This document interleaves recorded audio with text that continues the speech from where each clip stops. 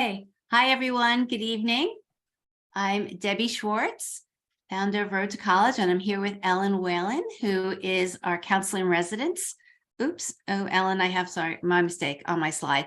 Counselor in residence. Ellen works with me. She was a counselor in residence in our program called College Insights Academy, which I'll talk to you about in a second. But let me just do some housekeeping and making sure that everybody can join. And they can. Okay. Oops. There's a few people who are still trying to join. Let me make sure my settings are correct. Okay. So, I don't know. Okay. Sorry, I'm checking why. Let's see. I just want to make sure that people who join late can just join. Sorry, let me just check one thing. Okay.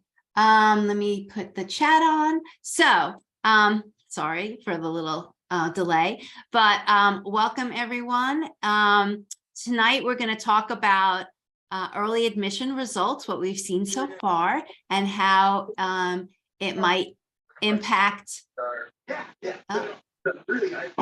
your students, particularly if you have a class of 2024. Let me just shut that mute. Okay, so the little housekeeping is we do these sessions as meetings because if you want to put your video on, we really do like to see you. But the only caveat is we really ask you to stay unmuted unless you have a question that you'd like to ask. I'm perfectly fine if people kind of raise their hand and interrupt us. That's fine. So if James Diaz, if you don't mind keeping yourself muted, that would be really helpful. Okay, thanks. And let me just check one more. Okay. So if people don't mind sharing with us in the chat what year your student is in, and if you have a class of 2024 student, your student's a high school junior, have you done anything yet? And if you haven't, it's perfectly okay. Like, have you started researching? Have you gone to any school visits? Just nice to know kind of where people are in their process. So I see a lot of 2024s. Yeah, juniors. Okay. Yeah. Oh, wow, already. I think that scrolled by pretty quickly, but somebody said they already visited like 10 to 12 schools. So, wow, they're ahead of the curve. Let me just introduce myself a tiny bit. I know as I mentioned, I'm the founder of Road to College. I also started the Paying for College 101 Facebook group. And just to give you a tiny background about myself, I started that group about 5 years ago. My background is I used to work in financial services. I worked for companies like Fidelity Investments and Vanguard and actually Chase credit cards. And a few years ago, now, more than 5 years ago, I was asked to do consulting work for a student lender. And that's how I got into this space of college admissions and loans. And what I noticed was that parents didn't have enough information about the process. And it's one of the most major decisions. It's one of the only financial decisions that impacts two generations at the same time. So this obviously impacts your student, both academically and financially, and it impacts you as parents financially. And I didn't really feel that families had enough information about how to go about this. So that's honestly the real impetus for how I started this. And wanted to get in touch with parents and really went to social media to give people as much information as possible. Along the way, what I realized is, in addition to learning that parents needed to learn more about the process and become educated consumers themselves, they also needed tools. So we started creating a better search tool. We have a tool where we crowdsource offers. And we also have a program, which we'll tell you about throughout the course tonight, called College Insights Academy, which kind of bridges the gap between doing this all yourself and having to hire, a one-on-one college counselor. So College Insights Academy, this is our 5th year. Ellen, this is our 3rd year that I'm working with Ellen. And we work with many families together, educating them on the process, giving them a little bit more personalized attention, and helping them, quite honestly, making sure that they're moving in the right path, making sure that they're not making mistakes, and making sure that their student is applying to the best list of colleges possible. So, Ellen, if you don't mind giving a little bit of background about yourself, and then we'll get started with all the information for tonight. Hi, I'm Ellen Whalen. It's great to be here tonight. And I've been working in this space for 7 years, and I've helped hundreds of families. And I really enjoy helping people make the process easier and helping people find money. And I actually have had my 2 daughters go through the process already. So I know how anxiety producing it can be and all consuming at times. And I, love to try to help, hold people's hands through the process as much as I can and get to know the families. And so it's my pleasure to just see these kids mature throughout the process. And I look forward to maybe working with some of you in the future. So let me tell you my New Year's resolution, because if some of you have been on my webinars before, I am really going to try and be concise without without deleting information, because sometimes we run over, and that's due to us trying to answer a lot of questions and probably putting in a lot of data. So we are trying to not hold you too long tonight, but to make it still worthwhile with the information we share. So if I feel like I'm speeding along, it's just because I want to get to as much as possible and try and finish up within the hour. And then lastly, please put your questions in the chat. Ellen and I are going to glance through, and try and see them as you write them. If it's really pertinent to what we're talking about, we're going to pull some of the questions and we'll answer them. Otherwise, we probably will scroll through them at the end and get to as many of them as we can. But again, trying to not hold people too long on tonight's call. Okay, so tonight we're going to go through whatever insights that we've been able to get our hands on these days, and as it relates to early admissions. We also have some results from last year's session or season. I know a lot of people have seen, probably particularly admissions results, but we have kind of like a global view of trends that are happening, and we're going to try and put this all together to give you some takeaways, particularly for the class of 2024. And just really some real highlights as we go through this, that maybe to kind of keep in your head as we go through some of the information. Ellen wanted to, brought up a stat, which I'm going to share, and, Ellen, if you have any more you want to add to it. But just keep in mind, we tend, sometimes, because we tend to show data from schools that everybody thinks is like the elite or selective schools, and it's not because we're focusing on that per se. It's just really because that's most of the data that is out there, and it does kind of set the trends. Quite honestly, like whatever the top schools are doing, the schools below that are trying to emulate. So it is kind of what we all look at to see what's coming down the pike. But keep in mind, quite honestly, that across, and there's probably a little over 2,000 colleges that are 4-year colleges, that the average acceptance rate is 70%. So of course, the media picks up on like the Harvards and the Stanfords and, the Princetons that are all they're in the below 5%, but the average acceptance rate is 70%. And the majority of colleges accept the majority of students. The number that we did look up, which I thought was pretty interesting, is that so I mentioned there's 2,000 schools, but there's only 254 schools that have an acceptance rate of less than 50%. So that's a little bit where the, overwhelmness or the chaos comes from, is that a lot of families are focused on those schools that are in the less than 50% overall admission rates. That's 1%, or actually 10% of the 1%. 1%, No, 10. One and change, yeah. Yeah, of the overall number of schools. So just kind of keep that in mind. Yep, Ellen. And Debbie, and I would add the other key part, since people care about money, is that most colleges do discount, and the average discount rate is between like 50 and 54%.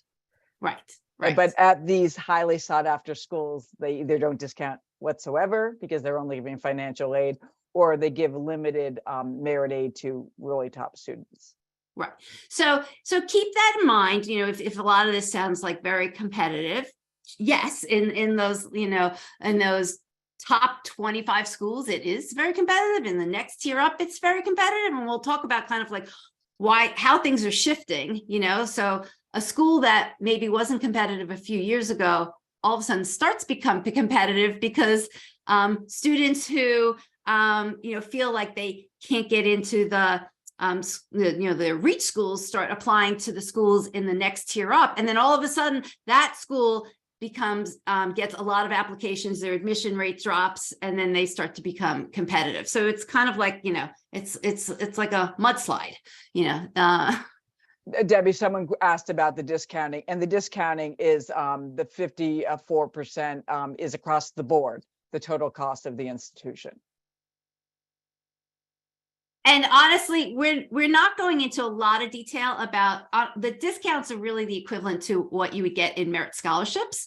And that's a great topic. And if you're interested, a little later in the month, we're doing a session just on merit scholarships. But it's an important number to keep in mind is that sticker price is in a lot of cases may not be your net price, but that's not always clear. Okay, so looking at this is information from the Common App organization itself. And what we're continuing to see is a trend that really kind of started at the start of the pandemic. And it was as schools went test optional, a few things happened. One is we see more students applying, and that's because more students felt that because they didn't have to take test scores, that they were going to kind of come into the world of college admissions. So the number of applicants continues to increase. And then as well as the number of applications increases. So the number of applications increases because of a factor of the number of applicants that increases, but you're also going to see, which we'll talk about later on, is that the number of applications each applicant submits is also increasing. So you have two factors going into why overall applications are increasing. And what we also see is that these, and again, sorry to just ground the information, this is related to the early admission cycle. And early admission includes both early decision, which is binding if a student applies to a college under early decision and they are accepted, they have a very strong commitment to accept that admission. And then what is also included in these stats is early action. So a student can apply to multiple schools under early action. They don't have an obligation to be admitted, but really what they are getting in return from applying early is to know that they were either accepted or not. And we're also seeing a lot more deferrals from early action as opposed to rejections. So that these numbers kind of cover all those types of admission phases. So what we also are seeing is that in this early application season, that a lot more of the applicants are coming from higher income families. And there's also an increase in the percentage of students that are coming from, lower income families. But, as Ellen pointed out, even though there's an increase in the percentage, because the number of students in that group of population is small to begin with, the impact overall to the overall number of applications is small. So the most growth and the most impact to the number of applications is coming from the families or students that are in the highest income quartile. And it's not surprising because honestly, they're getting probably the best guidance that there is out there. Debbie, someone asked, what is, early application? Applying early, what is it?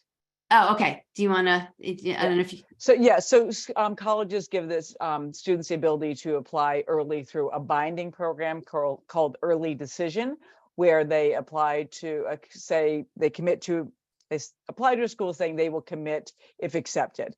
And the only way they can get out is if the dollar amount they're expecting they do not receive. And the way one determines how much money they may or may not receive, hopefully will receive, is by doing the net price calculator. So every college has a net price calculator, usually found under their financial aid page. And you input your data, and obviously it has to be good data. Get out your tax records and put it in, and then it will spit out what your EFC, your expected family contribution. And so that gives you an idea of what the school is going to cost. And so then families will commit to the schools that have ED, and only the most competitive schools tend to have ED, and they tend to be the liberal arts schools. And then other schools have early action. So students can just apply, and these are usually by November 1st or November 15th are the traditional deadlines generally. So the students are applying early. With early action, there isn't a commitment, but the schools feel like the school was on the students' radar early, and it's showing demonstrated interest.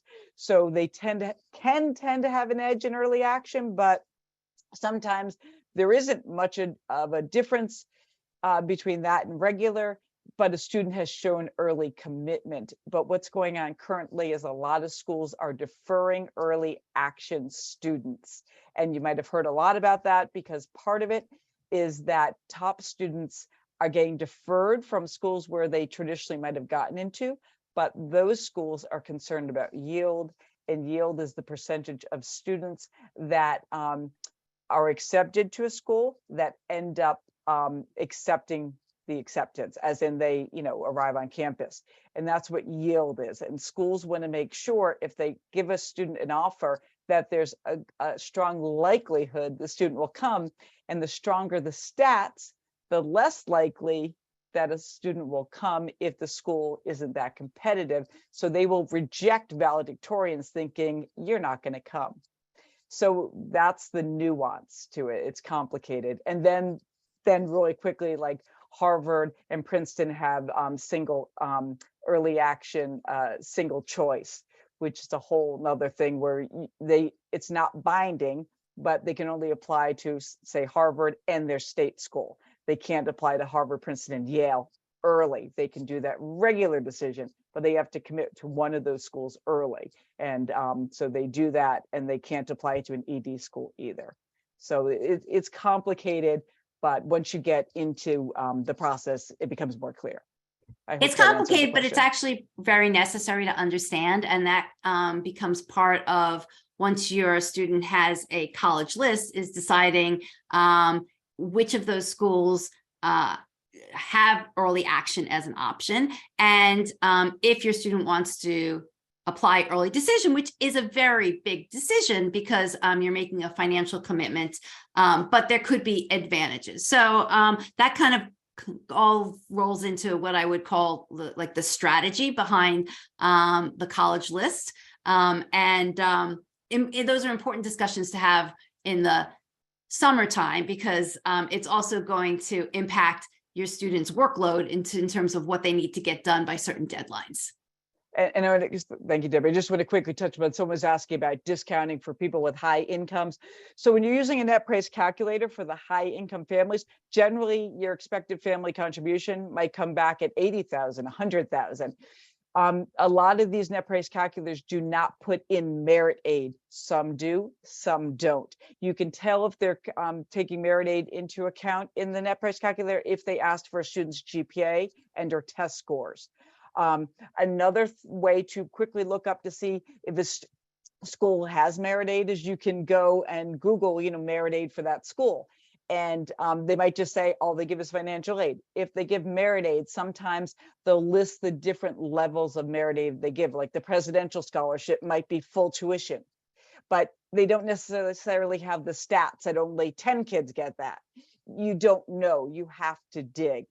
A lot of this isn't transparent. Some other schools are very transparent, like the University of Alabama spells it all out with GPA and test scores and tells you exactly what your student can get based on the chart. So this is in College Insights Academy. These are some of the things we go over and explain strategies and where to find the money. So it is complicated, but the net price calculator can help you. But if you're not expecting any financial aid, it's less helpful. But some schools will give you an idea of merit.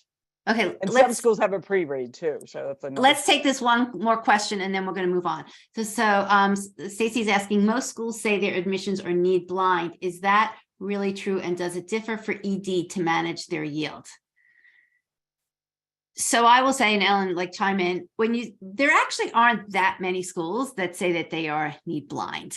I don't have the number at my fingertips, but it's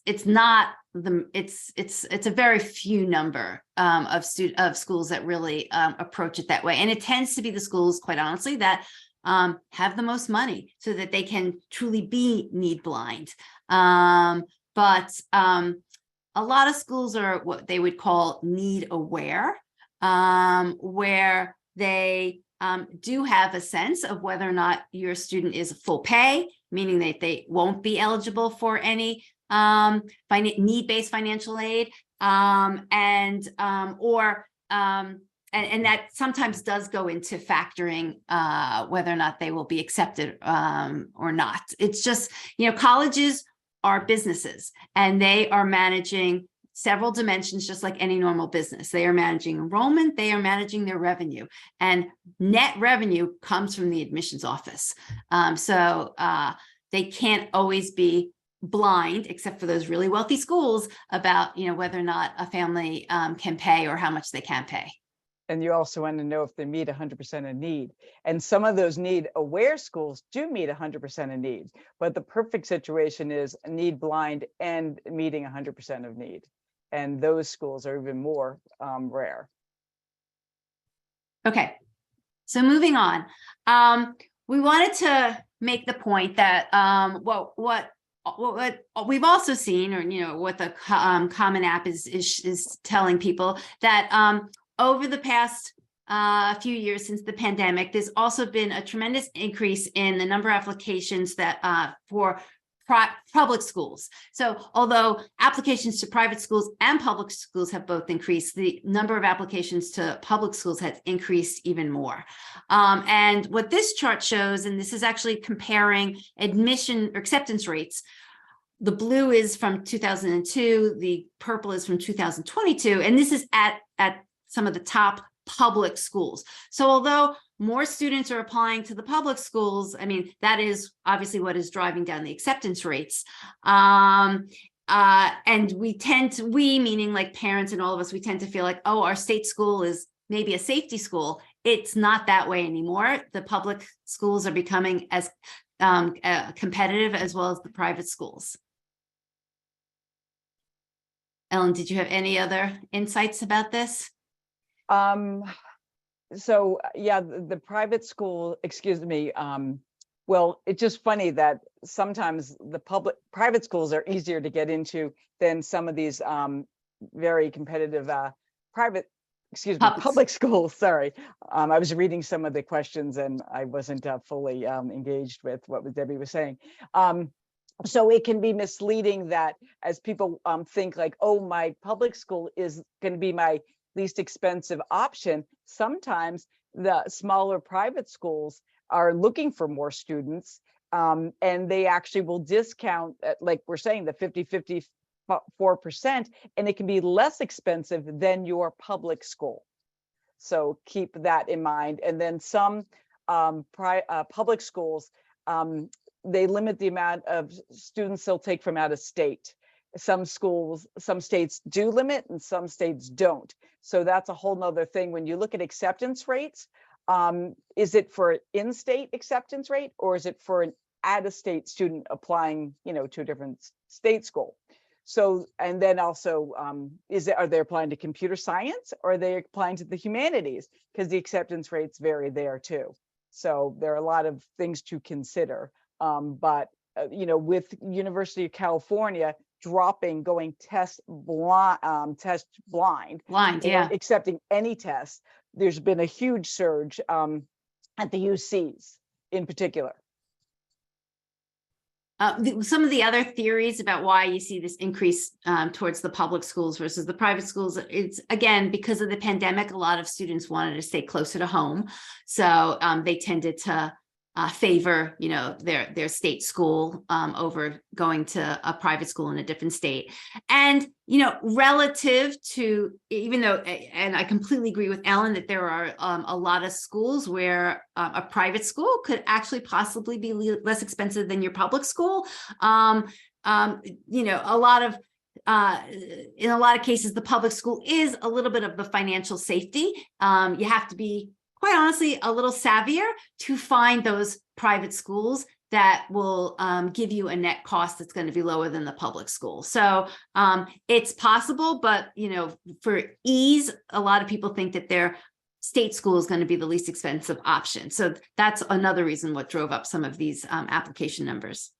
And as states also, more and more state schools have honors colleges. Yes. Because they want to give that small school feel and smaller classroom size, so everything isn't a large auditorium-based class, that then I think more people feel comfortable having their children go to large universities. But unfortunately, then the students are trying to get into the honors college, and the honors colleges have become very competitive. So a student might get into their flagship, but they don't get into the honors college. So yeah, again, it's layered and nuanced, and yeah. And I think that the state school competitiveness varies a little bit state by state. I'm in Philadelphia, or right in the Philadelphia area.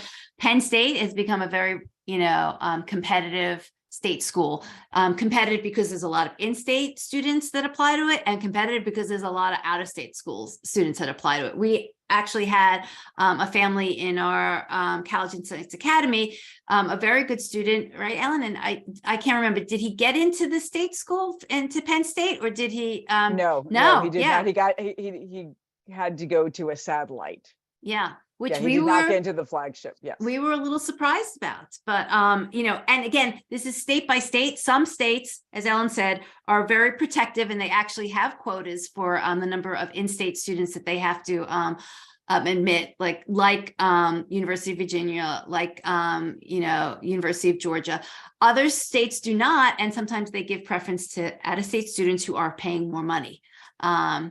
And this student in particular, though, Debbie, was applying to the business program. And business, when we were younger, used to be, if you had to be a student, they went into the business program. Business has become incredibly competitive. It's like right below like computer science and engineering. It's highly competitive, and a lot of young men want to go into it. And that is, women, and absolutely women too. But it is a bit of a male. I see a lot of young men that want to do that. They don't want to be an engineer. But so the point is, if this particular student had applied to the humanities, I think he would have gotten into the flagship, but that's not what he wanted. And so there's that balance of how do you position your student and understand the whole dynamics. Where at a liberal arts school, if your student's okay with doing economics, which a lot of people, enter into finance through economics. I majored in economics. And anyway, that can be a way to kind of get into it, because liberal arts schools don't consider your major. They you can go into liberal arts and major in whatever you want. In a large university, you usually apply to a specific college, like the College of Business or the College of Engineering, and that's where you're being admitted into that school. So there's a good quick question about PSATs. Somebody's asking, are PSATs important to apply for competitive schools? I mean, I can answer, Ellen, but I don't know if you want to. Yeah, you can answer it. Okay, sorry. So PSATs on some level don't play into the admissions process. The only time that it becomes noteworthy is if your student becomes semi-finalist, or a national merit finalist. Yeah. So when they get that level of recognition, which is something that is determined state by state, because each state determines the cutoff, then they become eligible at certain schools for a scholarship. But quite honestly, I think that it's $2,000. Yes. So and not as many, not at the top schools. They don't. Right. Yeah. So there's only certain schools that give the National Merit Scholarship. But it is a signal of an accomplishment. And it is something to include on a student's Common App. I just don't think it makes as huge of a difference as people might think it does. Okay. So moving on. Again, kind of what we've seen, we've now said there's been more applicants that are applying to school. There are more applications in the whole process, and what we're seeing is that there's a lot more focus on the elite or selective schools. And in this chart, that's being defined as any school that has an admission rate of 25% or less. So a lot of this, quite honestly, did get exacerbated by test optional. So students felt that, I don't have to take a test. These schools are willing to look at my application without looking at my test scores. So why not apply to a school that I might not have applied to in the past? But let's throw that into the mix of schools and see if anything comes of it. So I think that really has driven a lot of this focus on the selective schools, because in some ways it's easier to apply because you don't need the test score. So people kind of feel like, why not? And in another way of saying it, these are kind of becoming lottery schools, because even if your student has all of the criteria or all of the stats and the accomplishments, because there's just so many students applying to these schools, there's never a guarantee of that they can get in. It becomes a little bit like, I don't think that it's a lottery on the college's side as they're looking at students, but from a student standpoint, you can't place any sense of whether there's no quote chances. Like, what are my chances of getting in? I kind of have to giggle a little bit when I see some websites kind of say, chance me, tell me my chances of getting in. Quite honestly, at a school that has a 25% acceptance rate or below, there is no chancing of giving a percentage of what your likelihood is of getting in is. And Debbie, I was going to add, not only are the schools test optional, but before COVID, not only did they have to take the SAT or ACT, they also, for these top schools, like at Harvard, they had to take 3 subject tests. People forget the subject tests are gone, but those were like a big cutoff for people. If you didn't do well on the subject test or even bother to take it, you weren't going to get in. So that was a huge barrier to entry. And then a lot of these schools also required that the student take either the SAT essay or the ACT essay. So that was another hoop they had to jump through. So there were these ways that naturally kind of culled students out, and they are gone. And so students just think, I'm just going to throw my hat in the ring, whether they have any business, should be doing it or shouldn't. And yeah, so that's another reason. It falls under the test optional, but there used to be so many more elements to the testing that we've forgotten about. I have to remind myself that there was that the subject test existed. Subject test, the essay, as you're talking about, those are all kind of, for some purposes, maybe were good barriers. Obviously, for other groups of students, they were not good barriers, but it did kind of lower the craziness of what we're seeing now in terms of so many applications in the system. I feel like, honestly, that with the increase in the number of applications, it's created a lot of noise. It's hard to really, even for the admissions offices, they just have so much more that they have to wade through, which, and their budgets haven't increased. So they have the same number of people going through probably, applications that have, increased tenfold. So just keep that in mind. Okay. Something else that we've seen, in the past few years, obviously, when COVID started, that first year and probably into the second year, international students declined. They just obviously they couldn't apply, they couldn't come into to the States, but we're seeing that return. Last year in particular, there was a tremendous, a much bigger increase in international applications. This past year in the early season, there continues to be an increase in the number of international students applying. So what that does is, again, kind of adds more applicants to the pool. And quite honestly, international students also tend to be full pay students. They don't get federal aid. A lot of schools don't offer financial aid to international students. So that kind of is more of a hook for an international student. And it might be why a college is, interested in accepting more international students than they might normally be, because it increases their net revenue. Someone asked about demonstrated interest, Debbie, and I just want to say in our College Insights Academy, I spend a whole session going over the many ways. There are many ways to show demonstrated interest. So it is more than just taking a tour. It's reaching out to the admissions officer. It's watching, it's opening up emails and following the links.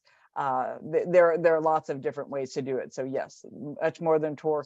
Some schools care about demonstrated interest, some schools don't. You have to understand who does and why. And even if a school says they don't care about demonstrated interest, like Georgetown and MIT, they happen to have their own applications. And that's a huge demonstrated interest, because who would take the time to fill out a whole separate application, if they didn't care about the school?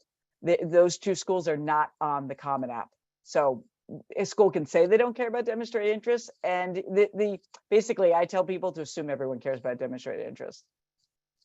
So Ellen, there's one other add-on question to that. Who should reach out to the admissions officer, the parent or the student? Who's applying to college?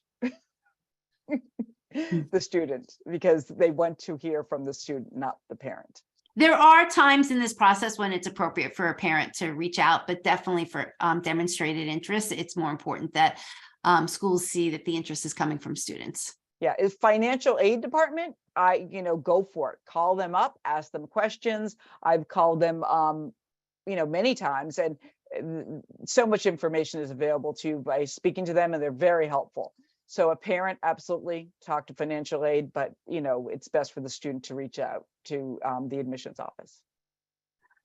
So the other populations of students where they're seeing increases in applications are from underrepresented minorities and first-gen students. And again, this makes complete sense as the admissions world went test optional. These were the groups of students that probably benefited the most, and which they should. And they benefited in two ways. One is they didn't have the test requirement, which probably held a lot of these students back. And quite honestly, the other way they benefited is that colleges want more of these students from these populations, to diversify their classes, and the colleges have spent more marketing dollars and time to reach out to these students, knowing that the barriers for them to apply have been lowered in the test optional world. So for you as a family who may not be one of these groups, it's important to understand this, because again, as more students, regardless of what types of backgrounds they're coming from, come into the admissions pool, that's how it becomes more competitive. And if colleges are placing an emphasis on these types of students, then they're most likely, they have a fixed number of seats. So if they want to have more diversity in their class, and they want to have more underrepresented, minority students or first-gen students, it means that they're going to have to take fewer, traditional students from, from populations that, don't represent these types of students. Okay, so testing. Yes, that's been the biggest change that has driven a lot of these stats and trends that we've been talking about. So pre-pandemic, maybe about 45% of students about 45% of schools were test optional. But majority of students were taking the test, and majority of students were sending in their scores. 2 years ago, or actually, sorry, like last year, last admission season, 90% of the schools were test optional. A little over 51% of the students were sending in their scores. This year, the number of test optional schools has increased a little bit more to 96%. So it's really, it's probably easier to say which schools are test required these days than to say, which schools are test optional. And we saw a little bit of a decrease in the number of students sending in scores. I wish that we knew, and now that I think about it, I might be able to find this stat. It would be very interesting to see how many students are taking the test if that was like the third column. Because we don't know. We don't know if the number of students taking the test. I mean, there's probably been a decrease, but has there been a proportional decrease to the number of students taking it versus reporting? I still think that a fair number of students are taking the test to see what their test score is, and then making the decision about whether or not to send it in. But that would be an interesting stat to look at. And Debbie, that 48%, which is interesting, people reporting test scores, more and more students aren't reporting test scores to all of their schools. They're selecting which schools to send it to based on, what their scores are for that school and where they land in that 50%, between the 25 to 75 percent scoring. And the problem is that as students that don't send in their lower scores because they now have the option not to, the average of the score keeps going up higher, which then means that the students the following year feel their scores aren't high enough, where pre-pandemic, like a 1500, for Harvard was awesome. And now, maybe you want a 1540 for Harvard. So you might hold back that 1500, but at a different school that has a 40% acceptance rate, that 1500 is going to be awesome. So it's become much more nuanced. Another thing that's nuanced in this process: does a student send in a score or not? But if a student's from a school that's really underserved, that 1500, or let's say a 1400 even, could be an amazing score to send in from an under-resourced school. So it just depends. Yeah, it's another one of those things where test optional kind of has added more stress to the decisions, because it's actually added decisions that you now have to make. It has added the decision: should my student be testing? Do they need to test prep? And then once they get their scores, should we be sending them in? And then, as Ellen said, school by school, you're making this decision.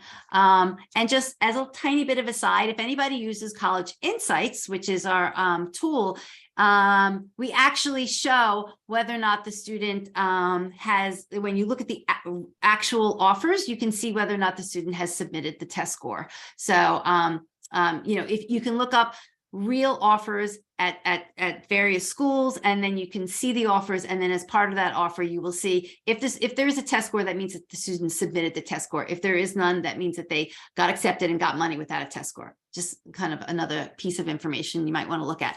And along with the discussion of test scores, there is a difference between, again, different populations of students, who is tending to send in the scores and who is not. Underrepresented minorities, first gen, students who receive fee waiver. Fee waivers are the numbers of students that are sending in their test scores has declined. Again, not surprising. That was probably an obstacle for a lot of these students. So they are taking advantage of the test optional and not sending in at the same rate as what they used to send in.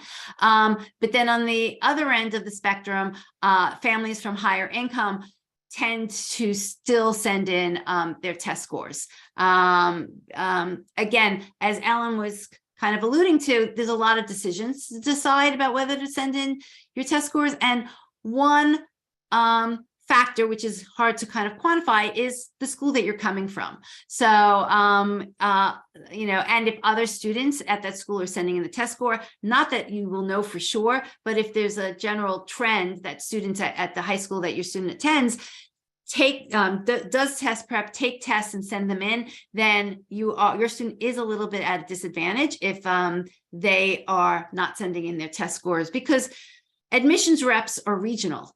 So they know the schools and they will get a sense of, on average, are more students sending in test scores from particular schools or not.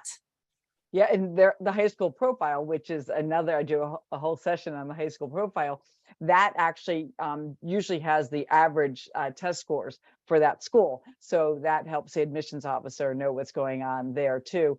And I also want to add that a student doesn't have to be disadvantaged necessarily by not sending in a test score, an SAT or an ACT. However, if they don't, what I hope that they do have, and which can level the playing field, hopefully they have AP scores and say they have 4s and 5s, and that then can put that student on a national level so that the college can compare that student to other students and understand that they can be ready to do the college level work. And another thing is predictive IB scores. That's another thing that can help set a student apart if they don't have testing, or a combination of that and the SAT or ACT can make this applicant even stronger. And one thing to keep in mind, and again, kind of to sit on the side of the college, if you were in the admissions office, what they are trying to do, among lots of different things, is they're obviously trying to make a certain type of class, a mix of class. They're trying to meet institutional priorities, that their college, the board might be sending down. We want to have an increase in data science, students who are interested in data science, because maybe they want to increase that program. But at the end of the day, they want to accept students that will be successful at their college. That's why kind of test scores are somewhat, were important, is because and some people still believe that there is a correlation between how a student performs on the SAT or ACT and how they will perform at that college. So colleges, use that information to kind of assure themselves that if they accepted a certain student, that student will do well at the school, and most importantly, graduate in 4 years. These are important statistics for you as a family, because you will obviously want to make sure you don't want a student going for a 5th year of college, because that's a tremendous cost, but it's also really important statistics for the colleges. It impacts their bond ratings. It impacts, their general rankings. So, so I just wanted to give perspective about why testing at one point was important, and kind of what they were using that information to guide.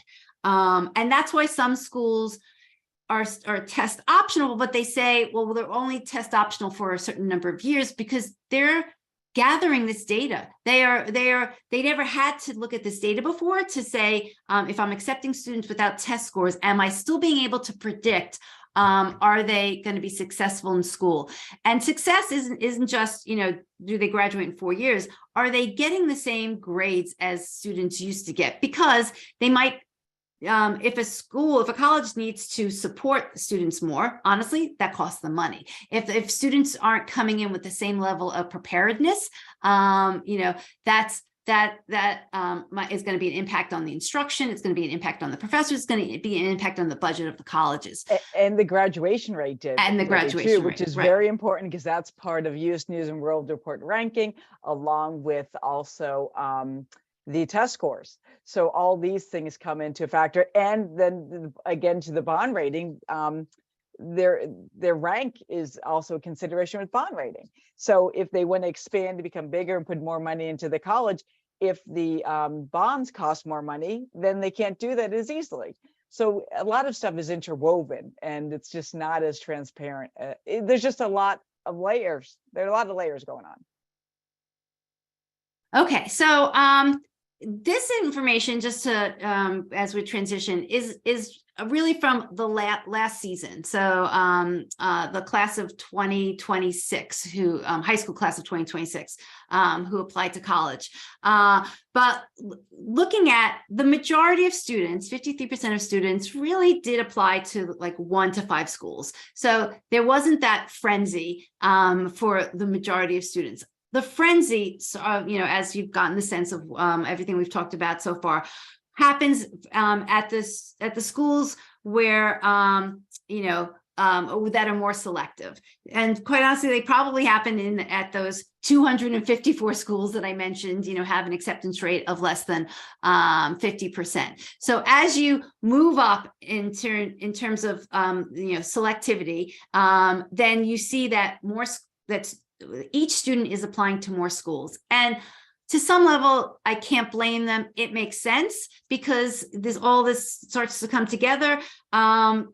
You have no sense of what your chances are, like as you apply to these more competitive schools. So to have as many options as possible, students start to apply to many more schools because they're not quite sure that they're going to get in. Even a school that they thought was like, a target school, it's hard to predict whether or not that they still have a good chance of getting in. Wasn't it, Ellen? It was last year or 2 years ago, Case Western, right? There was, a lot of disappointment, particularly in this early admission round, where students thought that they were probably overqualified for Case Western, and a lot of students were deferred, and they were shocked.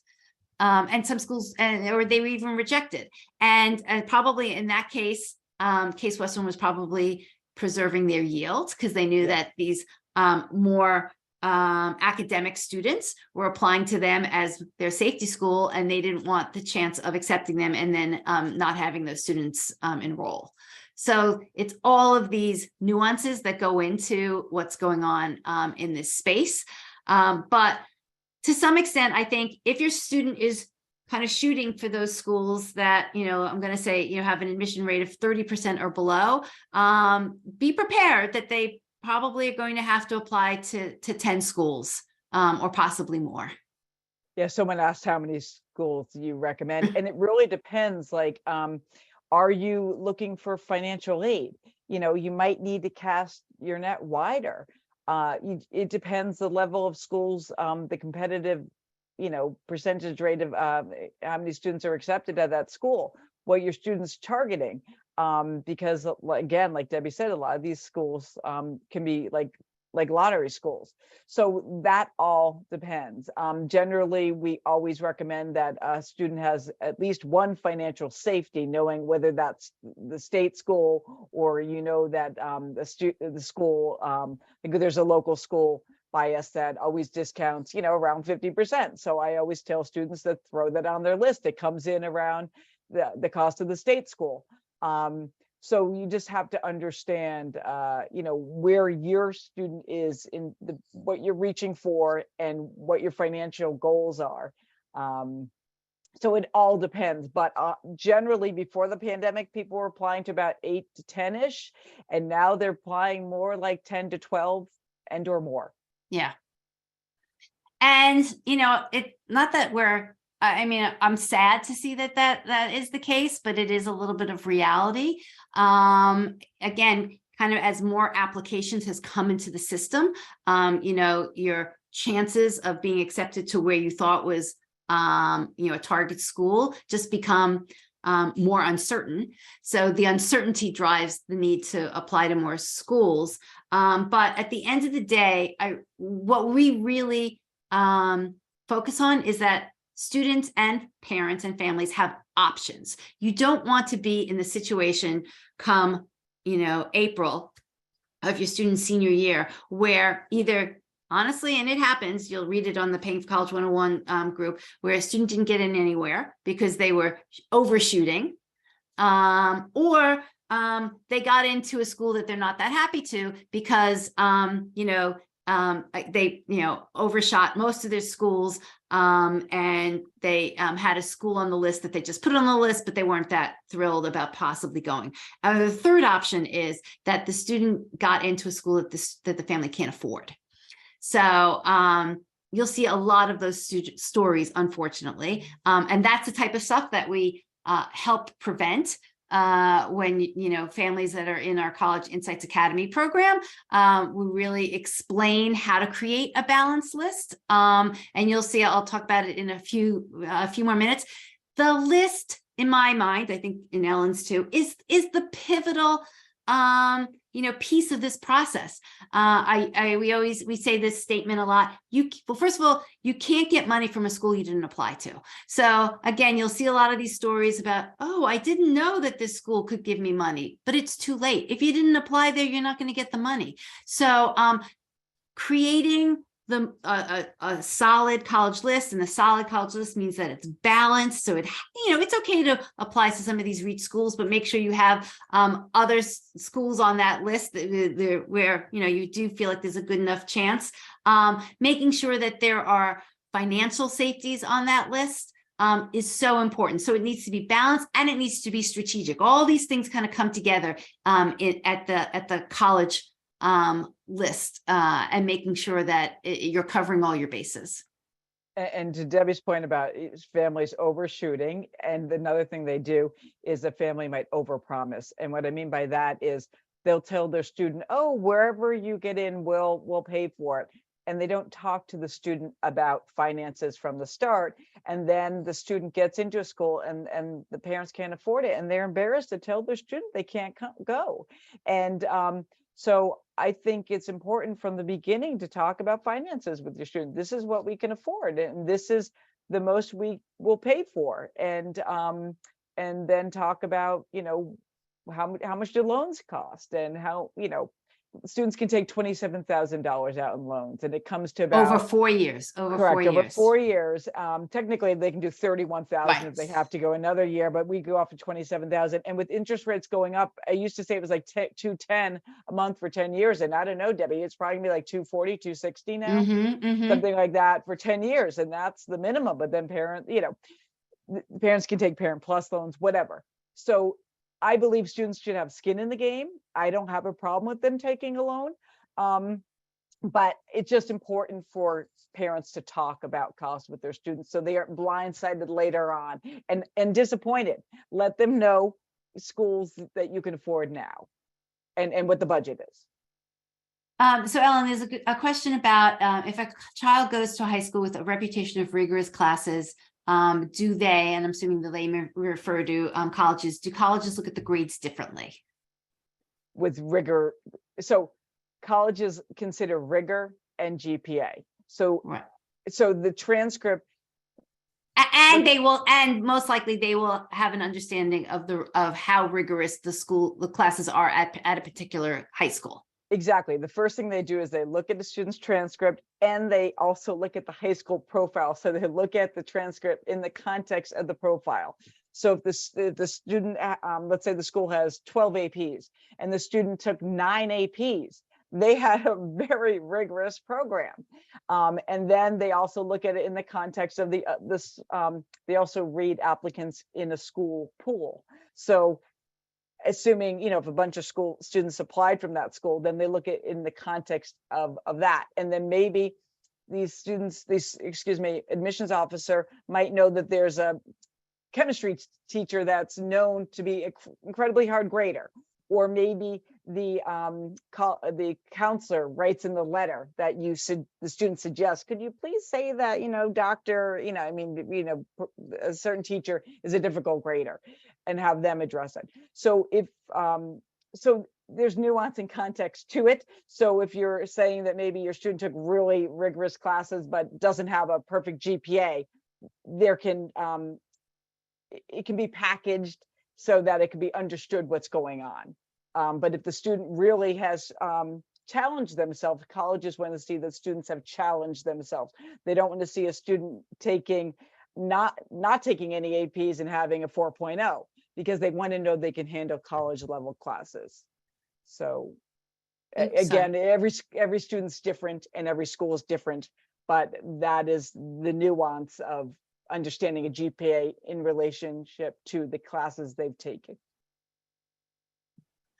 Okay, so these are the admissions results, some of the results that we've been able to find so far to date. I have to tell you, and Ellen and I have talked a lot about this, it's a little disappointing. The trend that we are seeing this year is that colleges are withholding their data. So it's kind of ironic, I think, in this space of, of people trying to be more transparent, or colleges claiming that they want to be more transparent, and their actions do show just the opposite.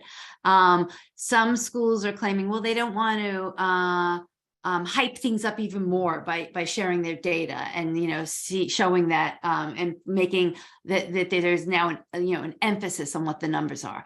But the reality is that we don't know what's going on unless we have a little bit more data. So if I were to compare last year to this year, and particularly at this time of year, I kind of feel at least a third of schools are not sharing their data anymore.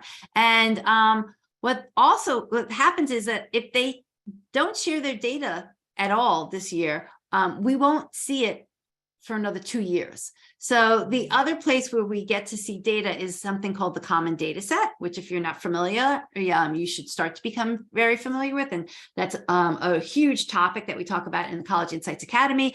Do a whole nother session on that. I think we have 2 sessions on that, is delving into the data. But the most recent common data set is what they call for 2021, 2022, and or maybe it's common data set 2020, 2021, 2022, and it's for the class of 2025. So because colleges actually can't report the information until obviously the freshman class starts. So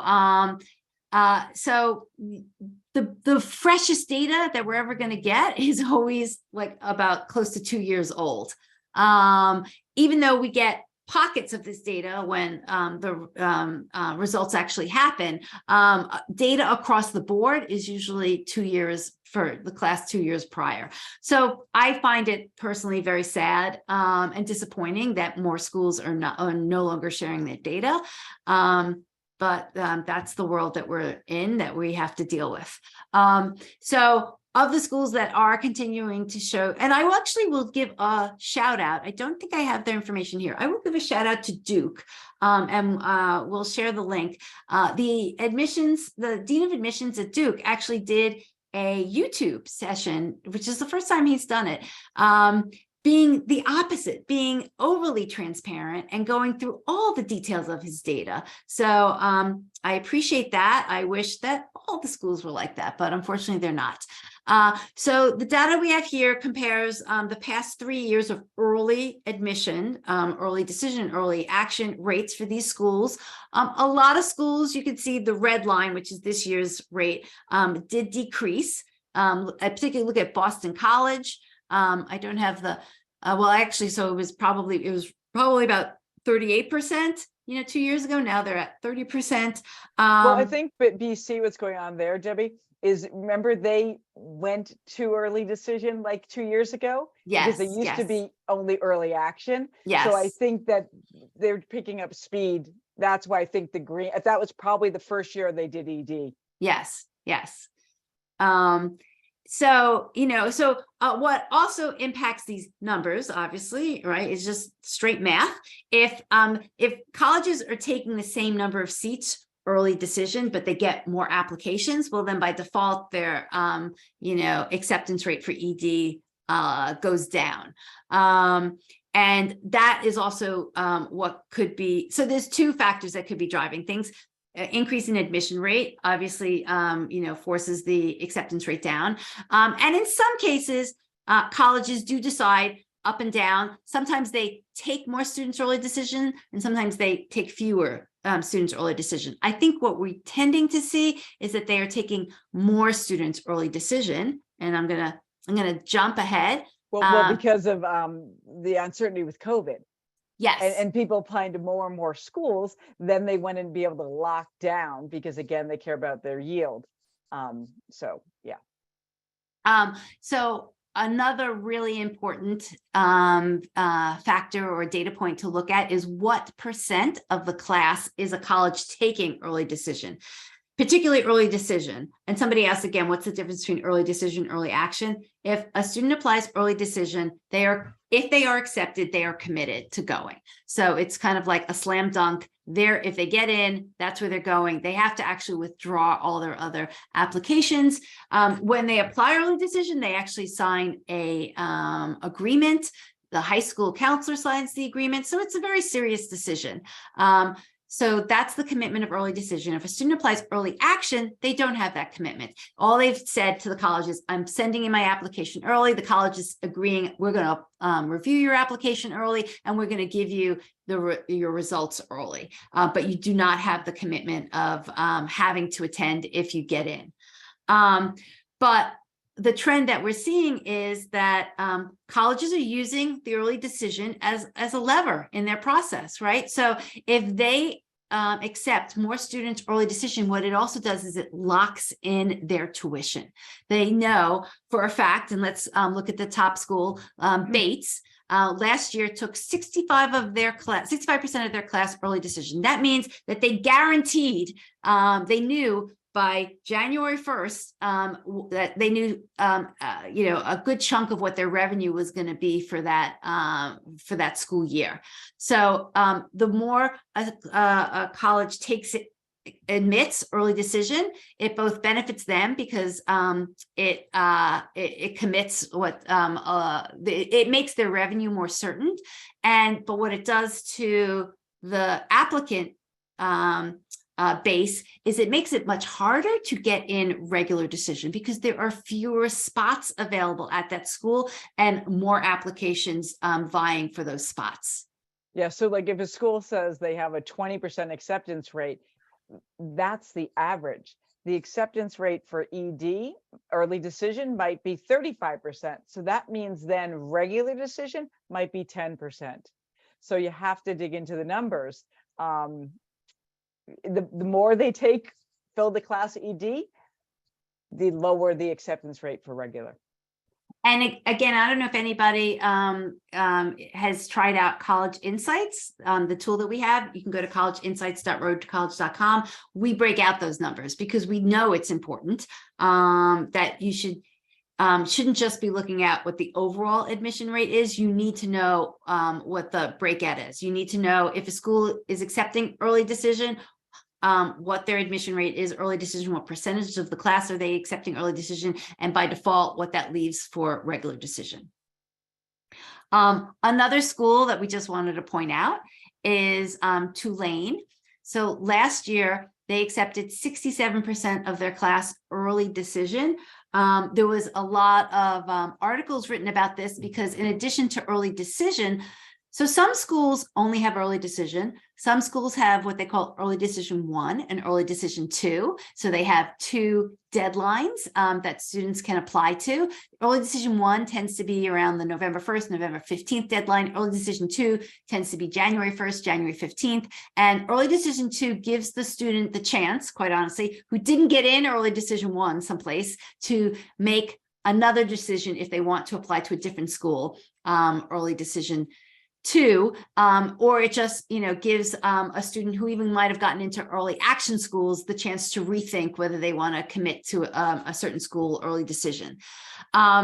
So Tulane happens to have early decision and early action, which a lot of schools do. So that's another kind of combination that the schools can offer.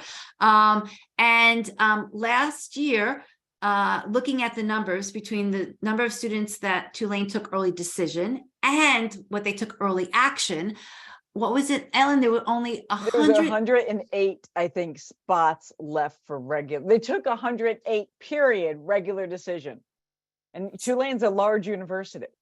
108 students. So they basically, between early decision and early action, I think I had calculated, they had accepted close to 93% of their students. And so that's if you missed out on applying early to Tulane, the likelihood of you getting in regular decision was probably close to 0.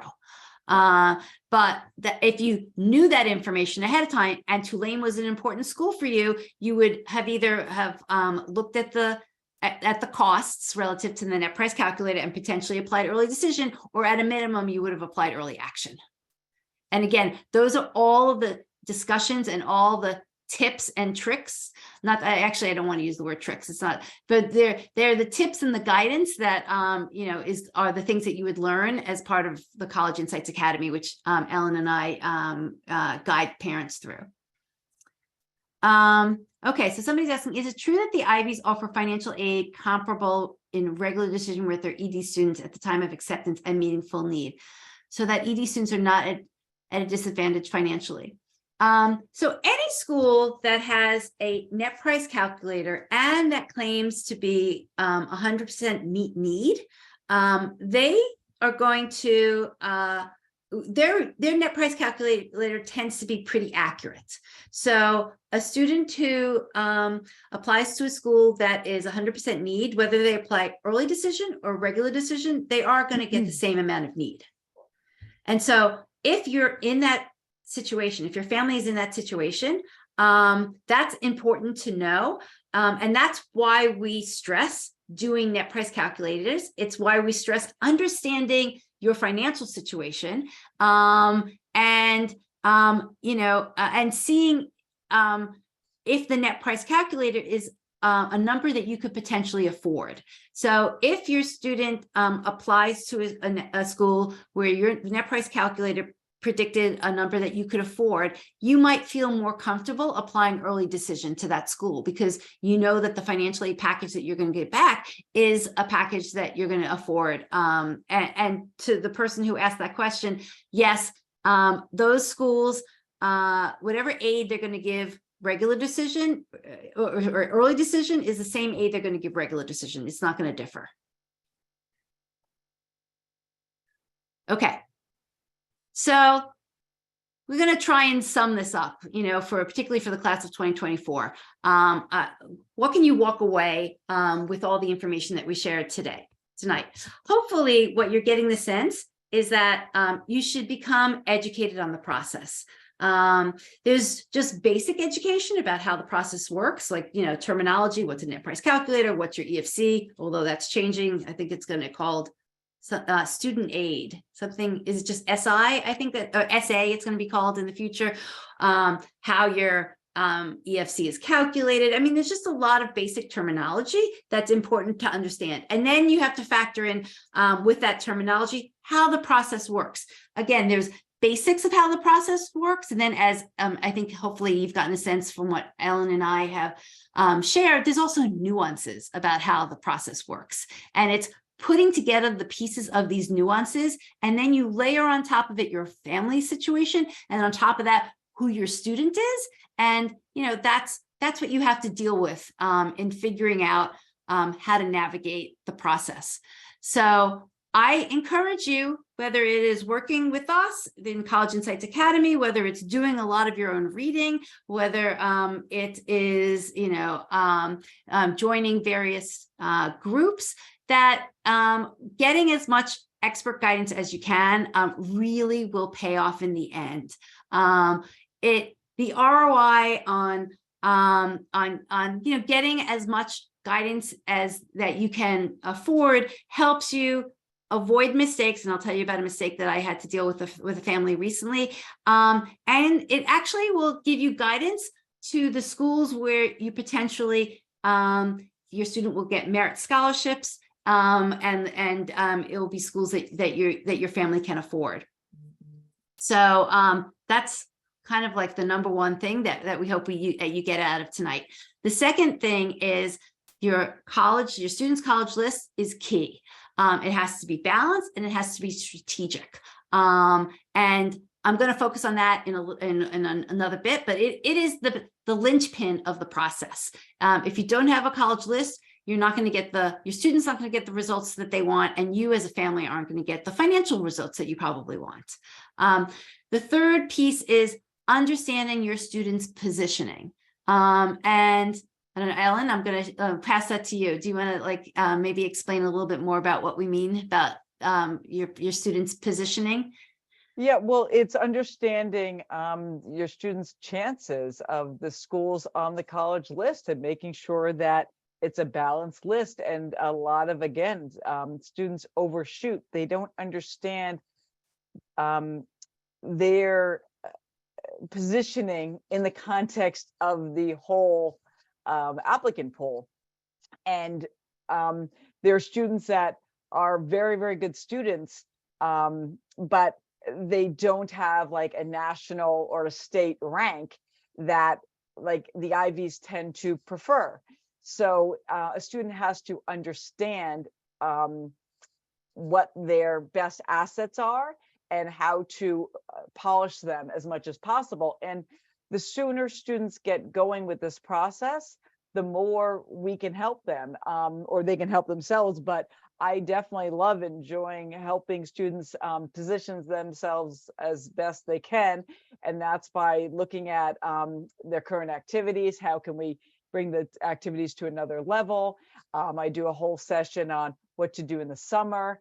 And so there's things where these students can just take something they like to do at home and maybe they turn into a business. It all depends. There's no one way to help a student shine. It's whatever their passion is that we like to kind of blow up. And a lot of schools, when we went to school, you need to be well-rounded. Now these schools want well-rounded classes, so they want students to be semi-experts in one or two areas. And it doesn't matter what the area is, it's just that they show a passion for learning and that they understand like a command of a subject. And that's a positioning. And we just cover that a lot throughout the College Insights Academy. And with every talk we leave lots of time for questions, lots of time to help individual families throughout this process collectively as a group, and everyone learns from everyone else. And the group becomes like a little bit of a family. Mhm. And people get to know each other through Facebook. And if you have questions, I'm always available to answer questions through that medium. We also have an office hour every month too. Sometimes we have two as we get closer to the admission deadlines. And I'm available to just answer any and all questions. And most nights I answer every single question. It's very rare where I say, I got to go to bed. And I just love problem solving. And I was in sales and marketing in corporate America before I had kids. And anyway, so I just find it enjoyable to just help problem solve and help really, I like to say package the kids. And I do the common app reviews where I go through and look at the common apps of these students that, like an admissions officer would, and just say, you know, this is an area where, you know, it could be tweaked better. Or the common app, there are only 10 activities, and there are only 300 characters for these students. Right. One thing we do kind of, what we realize is we do a little early on in College Insights Academy is we actually look at the common app before it's, you know, the time when your student needs to fill it out, because you know, you don't realize, you as a parent and your student doesn't realize how much real estate there is or isn't on that common app. So they've spent, you know, at that point, 3 years, you know, 3+ years trying to build up their resume, build up their activities, taking these different classes. And then when you realize it, you don't have that much space on the common app to explain all this. So every word counts. And we kind of make parents aware of that. That's why paying so much attention to the Common App is important, because it's kind of one of the only pieces that gets submitted along with an essay and transcripts. But it's what your student is in control of. So it's a huge opportunity if done properly. Yeah, I mean, their high school record gets condensed down to 13 pages roughly, and half of that is the biographical information, you know, where they live, the school.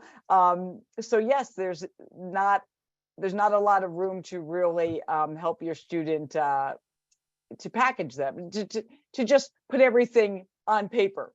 So someone had asked, they were asking about just kind of, I guess someone had asked if we do one-on-one and how we charge and stuff. And so there is, we have discounted pricing if people also need some one-on-one, like I do a lot of essay editing for families, but also I do a talk on supplemental essays on the Common App essay. And when I'm doing that, I ask families to give me examples, for students to offer up their essays if they want.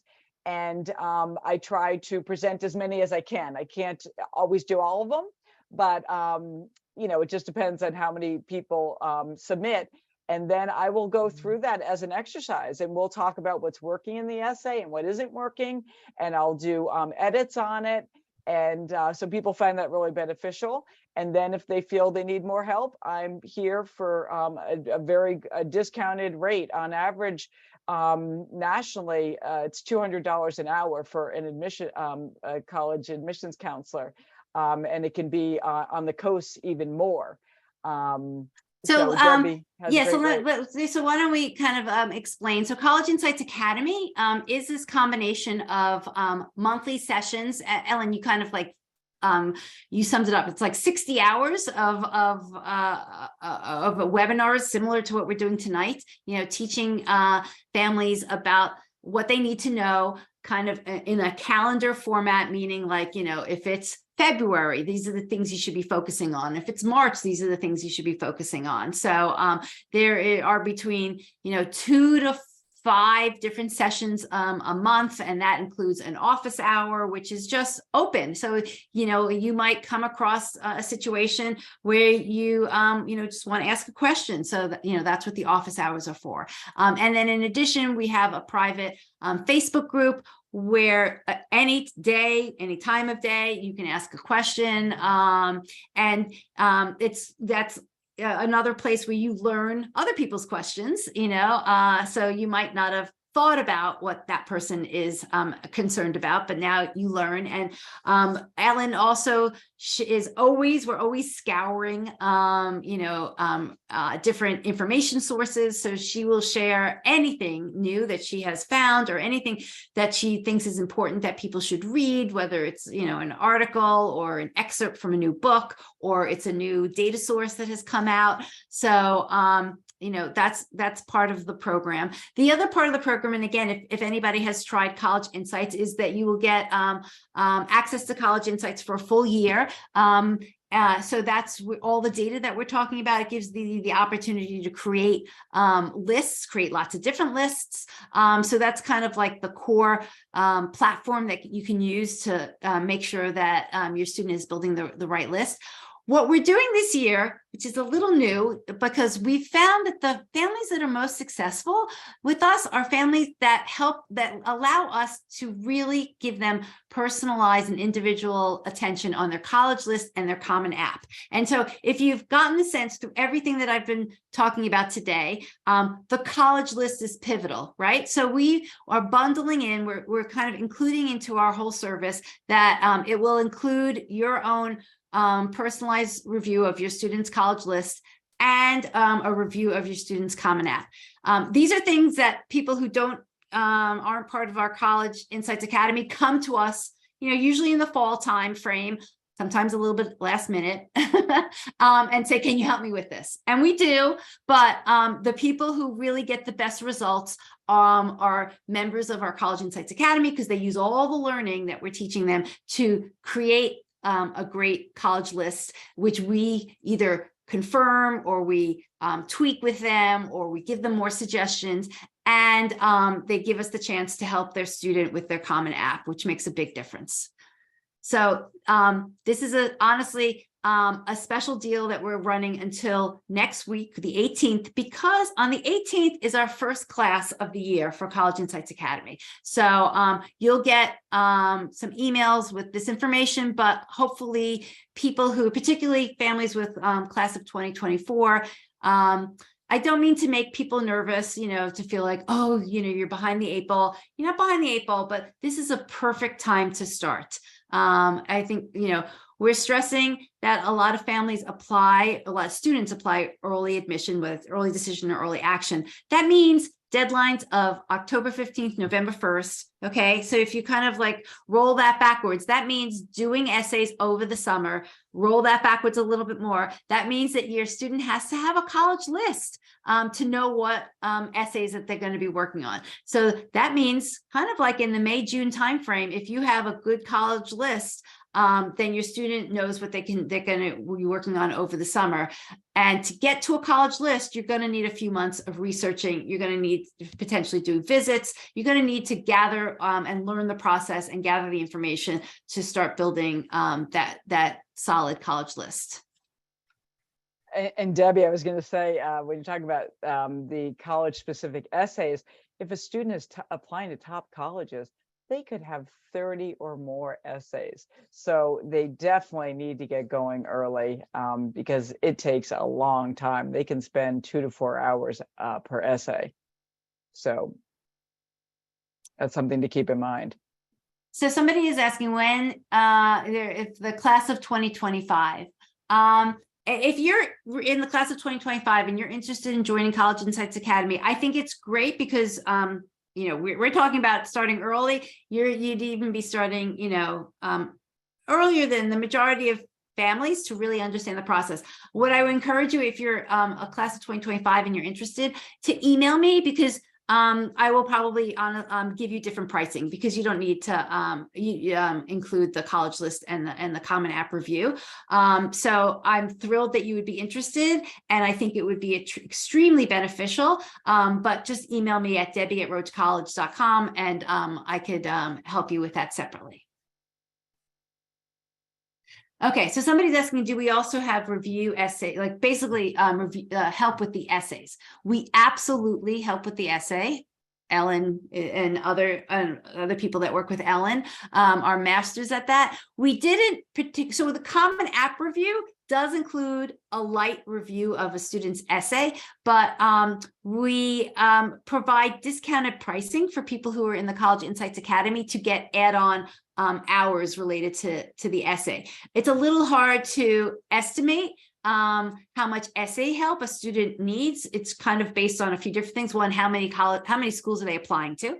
And honestly, how strong of a writer they are. So, but absolutely, you can get extra help with essays. It's just would be, and you get a discounted rate as opposed to people, again, who kind of come to us who aren't part of the academy. But that would be in addition to what we're providing here.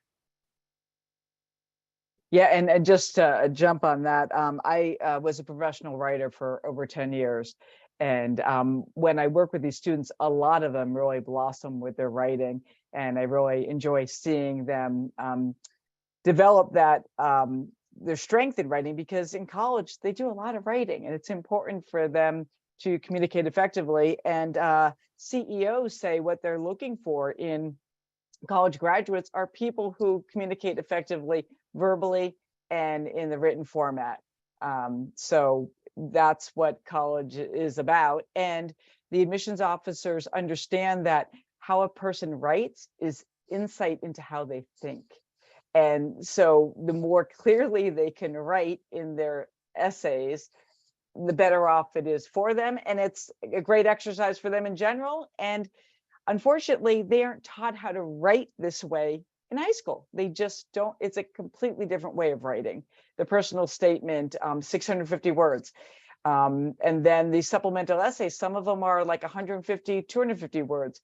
And the shorter the essay, the harder it is to write, because every word counts and they have to be very concise and they want to be impactful with the essay. So they really have to think about sentence structure. And there's a lot of research that goes into these supplemental essays because they need to show demonstrated interest. There's a lot that goes into it, but we do lots of talks on it and stuff.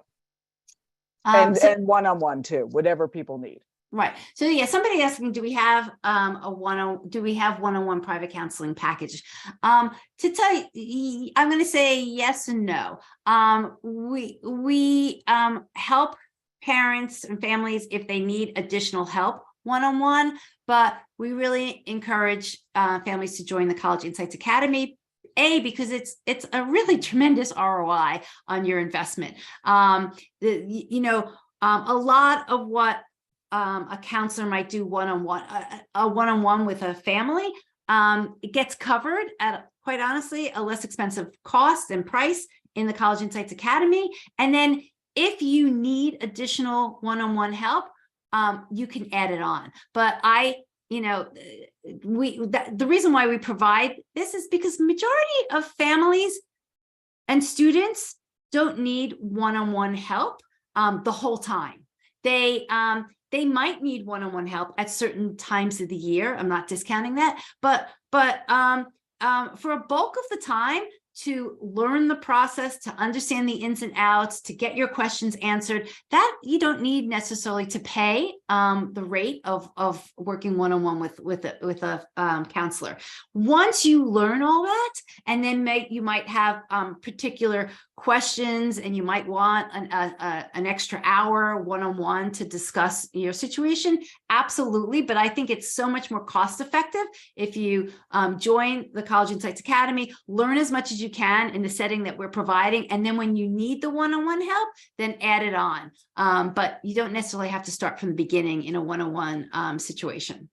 Yeah, I completely agree with Debbie, because when I worked with clients one-on-one, especially before I worked with Debbie, I would say the same thing over and over, getting everyone up to speed on understanding the basics of the college admissions process, so that we can do collectively, save you money, and also learn again from each other, and have a good time. And yes, and then when one-on-one is needed, it's available, and at a reduced rate. So, I'm not going to read all of these quotes, but these are real, testimonials from people that we've worked with in College Insights Academy. I just want to read one because I kind of like what she said. It's the third one down. She wrote, got lots of good guidance and support, not alone in this crazy process. Because it can feel like, crazy sometimes. And there's a lot of comments, people saying, I couldn't sleep last night. I don't know what's going to happen. I don't know, how I should deal with my student. So they didn't feel alone in the process.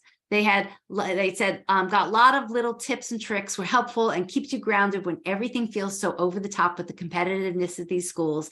She also said, I feel like we got permission to consider money as a factor in choosing the right school. No parent wants to say no to their kids' dreams. I think this forum helped normalize that and helped us have those conversations with our kids.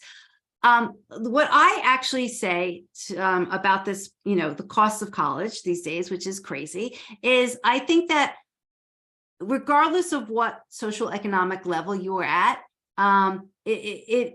it is impactful. There are very few families these days that can afford to pay full price for 4 years at a college.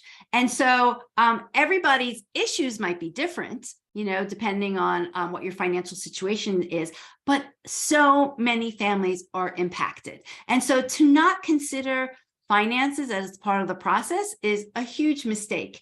For some families, it kind of needs to drive the process. For other families, they just need to be aware of what the finances are. But I believe even if you can pay the full price for 4 years, I would recommend that you still sit back and say, is that how I want to spend my money? So everybody, I feel, needs to consider the finances. It's just what your issues are might be different than in other families. Yeah, and if it's $84,000 you're paying, that's after tax money. Yes. And often nowadays students are going on to graduate school. So if you can save money for graduate school, all the better. So somebody's asking, is College Insights Academy for the student or the parent or both? And Ellen answered, but yes, it is for the whole family. A lot of these sessions, probably the parents are going to be more interested in, just because not that they're all financially related, but we talk a little bit more about the details of how the process works. When it comes time, usually in the spring, definitely summertime, we're talking about essays, we're talking about the Common App. Students become much more engaged. Students can come to any of these sessions. So it's definitely a mix. I think at the beginning, it tends to be more the parents, and then kind of towards the middle and the end, it becomes more of the students and the parents together. Yeah, and I think the students might watch the videos later on too, especially like when I do I go over interviews. Yes. Yeah. So question about, can you give us an idea of what's going to be discussed in January, for example? Sure. I think actually the first session in January is an overview about basically about junior year, about January through December of next year, what you can expect, what you should be focusing on kind of month by month. So it's a good roadmap of what you should be expecting over the year. There's another session that we mentioned, the common data set. We think that's so important. There's another session early on that dissects the common data sets. If anybody has looked at a common data set, and I encourage you to pull it up, all you got to do is Google common data set in the name of a college. There are, I don't know, like 10 different sections. Each section has, it's a lot of information, a lot of it good. Like a tax form. Yeah, it's like, and a lot of it's great information, but you need to know where to focus and how to use the information. So that's a session. And then a third session is on how to use, I don't know if I have the exact title right, but it was about how to use Google and other research resources to start to really understand how to use the college website, how to use Google. There's lots of ways to get to know a college and what they are, what's high in their priority. And we kind of go through different research techniques about how you get to know a college. So those are honestly just examples of what's going on in January. A fourth session, which families with juniors are encouraged to come to, but it's a little bit more geared towards the families that we're still working with that are seniors. A fourth session is about private scholarships. We focus on private scholarships, quite honestly, with seniors after their main applications are in, because the scholarship that is most important for families to be concerned about is the merit scholarship. Once applications are in, it's fine to start focusing on private scholarships. So that's why we talk about that in January for seniors. So hopefully this was helpful for you guys.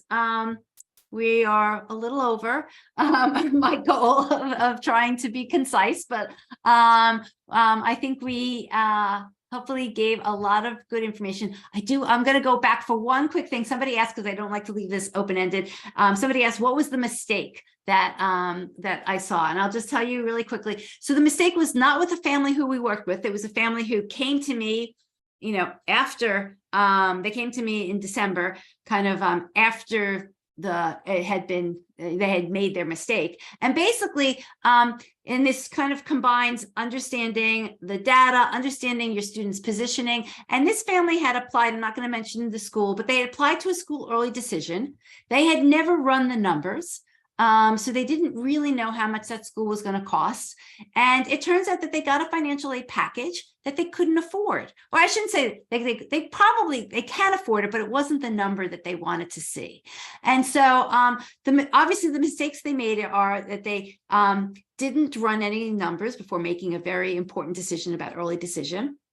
They also didn't understand where their student was relative to the types of students that are accepted at the school. The student was a good student, but he was average, had average stats relative to that school. So they were a family that was going to get financial need, but they did not get the most financial need that they could have gotten because, quite honestly, they applied early decision and the student kind of fell in the middle. So it wasn't a student that the college was dying to get, but they were willing to accept that student. And they gave them a financial aid package, but they probably didn't give them the best financial aid package. So this family is in a tough situation. The student didn't apply to a lot of other schools because they were applying early decision. They didn't have backup. They had to scramble to, they had honestly a week by the time they talked to me and scramble to decide if the student was going to apply to other schools. And then they also have to delicately figure out how to get out of the early decision commitment. It is possible, but it's not something that you should take lightly. You can't, because it will impact your school, your high school a little bit. And, colleges want to feel like you you were careful about deciding to apply early decision. So it doesn't reflect well on the student if they have to pull out. Tiffany just chimed in if you see that. Oh, I do. That's so nice. Thank you, Tiffany, for sharing that experience with everybody. So I just want to say I'm sorry to see our current families move on, because I know. we get close. I love Tiffany, and anyway, it's the nature of the beast. But I look forward to meeting the next group of parents that come through and supporting them. And yeah.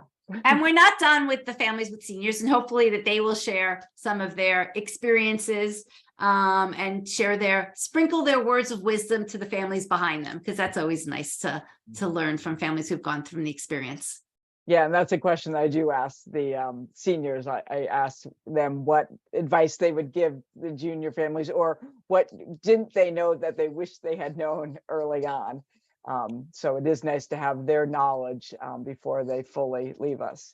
So please look, there's a few people who are messaging me privately. If you're interested, you will actually, I mean, if you want, you can jump to it. The URL is rhodescollege.com/join-CIA. There will also be an email coming to you tonight or tomorrow, and both tonight and tomorrow, with more of the detailed information. And somebody also asked, sorry, let me jump back. Oh, is there a payment plan? Yes, if you need a payment plan, please email me directly, Debbie@rhodescollege.com. We can set something up. So that's an option. And so hopefully we will see a lot of you guys. And again, the first class is January 18th. Somebody's asking, how early can students apply for ED? 2 to 3 years before attending school? No, early decision only happens in the fall of senior year of high school. So that would be like a whole nother twist if students could apply many. But quite honestly, the colleges need to see 3 years of how your students does in high school, and so grades and activities. So early decision is only the fall of senior year of high school. Yeah, there are 2 questions I want to quickly go over. Someone asked about if their student is an athlete, if this process is for them, and it depends on, are they going after D1 or they're going for scholarships? It depends on level. If they're going more D3 and we can help package them, get their student to get everything, formulated well, that works well. But if they're really like going after D1, that's so specialized, nuance. That's very specialized. I wouldn't want to fool anybody. We're not doing that type of athletic recruiting. Correct, exactly. But if it's helping to get everything in place for regular college admissions aspects of it, yes. And then someone was a schooler, and they were asking about, I used to homeschool years ago, and with the homeschoolers, they really need test scores, because they need to show, I know they don't have a high school profile or a transcript necessarily. You can make up a transcript, but either taking classes at the local community college, and most schools, they're happy to take homeschoolers, but generally you can look on the website under admissions, and often they have a note about homeschoolers. Majority of them say they want them to take, they are not test optional. And thank you, Tiffany answered Amy's questions. Everything we do is recorded. So in the College Insights Academy, and not just we've got, if you miss a particular session, if you want to, for whatever reason, jump ahead, you can look at last year's sessions as well. We change things up a bit, but you have access to kind of our whole backlog of videos if you want to, look at anything. Yeah, especially like the essays that kids did last year. When I go over that, then it gives you more examples. Yeah. Someone wanted to know how many families are in the CIA. It completely ranges year to year. We tend to get somewhere between 70 to 100. But I really, quite honestly, what we notice are some families are much more active, or than others. Some families don't necessarily come to all the sessions, and they'll watch the recordings. Other families you know, we see all the time, which is great. So, you know, I really don't think that the number matters as much in terms of, I think that everybody gets the attention that they need. And as Ellen mentioned early, there are so many ways to get your questions answered and to be supported, you know, whether you want to come live, whether you want to watch a recording, whether you want to answer a question in a Facebook group. There's, you know, lots of different ways that you can get the information and get any questions you have answered. So Yeah. yeah, go ahead. I was just going to say, Debbie and I have discussed how initially you see a lot of the families asking very basic questions. Oh, and yes. then through the year, the questions become so much more pointed and sophisticated, and they really become very educated in this process. So if you have another student, you know, a second student, a younger student, it really benefits them. Actually, what I love is when somebody asks a question in the Facebook group and we don't even get the chance to answer it fast enough, and then another parent answers it. Yep. Yep. So, okay, last question is that somebody's asking, do the Common App questions change every year? So I'm assuming you're meaning the Common App essay prompts. You know, they haven't really changed that much over the past few years. They can change. It tends to be that most of the schools are keeping them the same, but you know, we don't really know until August 1st comes along. But regardless, actually, there's always one kind of catch-all question, which you can make it whatever you want, you know, so there's usually always a prompt that a student can apply they can write anything that they want, and it kind of fits in. Yeah, exactly. They a few years ago, they added a question, like Debbie said, you can write about whatever you want. So I don't worry about the question. Yes, exactly. I think the person was putting that question in response to when I said they can go and look at old essay, how I address. It's just more that you can look at different essay examples that students wrote that I then edit in the group for everyone, along with, I do a different a different talk on the supplemental essays. That's all I meant, that's a good one to go back and look at the old ones, because you just see more examples of different essays that students wrote and how I help the suggestions I made. So just to be clear, Nuzima, if I'm pronouncing your name correctly, is asking, is this for junior year? So this bridges junior and senior year. The program is from January of junior year to December of senior year. So if your student is a high school junior right now, this is the perfect program for them. And the price, again, as it goes from January now to December of 2023, which would be December of your student's senior year. So, okay. Thank you, everyone. It was great to share the information with you. I love all the questions, and hopefully, you know, you've gotten a good sense of who we are, how we operate, and how we could potentially help your student this coming year. Thanks, Ellen. Thank you. Okay, see everybody soon. And of course, reach out if you have any questions, Debbie@rhodescollege.com. You know, here to help. Take care, everyone.